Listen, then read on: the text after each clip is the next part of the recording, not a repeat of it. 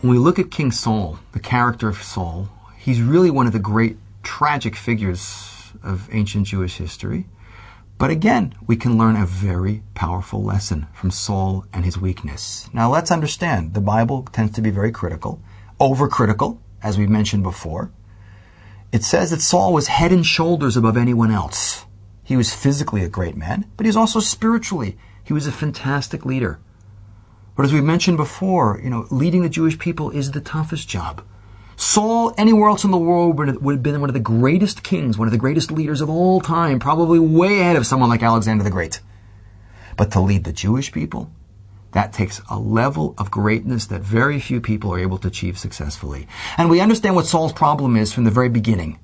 When he's first told by Samuel the prophet that he's going to be king, he ignores it and he goes into hiding. But we also see later in the story with Amalek, when he's commanded to wipe out the arch enemy of the Jewish people, the Amalekites, the people who are the Nazis of the ancient world, who exist for the sole purpose of wiping the Jewish people off the world. Amalek is the ultimate suicide bomber in history. He will take himself and the entire world with him if he knows he can take the Jewish people. This is the most important commandment. These people have to be dealt with. We know that Saul, however, doesn't do the job 100%. He does not follow the instructions from God. He spares some of the animals, and the worst thing he does, he spares the king, King Agag. And when Samuel finds out about this, what's Saul's response? He says, "The people told me. The people told me." And Samuel's response is very powerful. He says, "You may be small in your own eyes, but you're the king of Israel. You tell the people what to do." And this is the point. Greatness comes from taking responsibility. Like Harry Truman had on his desk, the buck stops here. Modesty or misplaced modesty. And it's an interesting point. It says Moses was the humblest of all men. And some people would like to say that's proof that Moses didn't write the Bible. Because the humblest of all men wouldn't say, "I'm the humblest of all men." Not true. First of all, understand that God's writing the Bible and Moses is just a scribe. God's telling Moses what to write.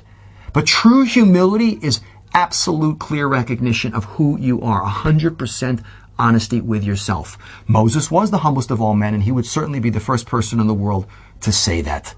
Saul has misplaced modesty. And misplaced modesty is something very different. A lot of times when you give a person a compliment, they'll say, nah, nothing. You know what that really means? Yeah, tell me more. It's an art to learn how to say, thank you, because you really did do something good. But that is a very important trait, what real humility is about.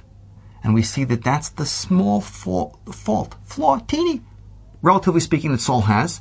But on his level, with the Jewish people, it proves to be a fatal flaw. And we'll see later with David, he has a strength and a recognition of his greatness that Saul doesn't have, which makes him a different level of leader.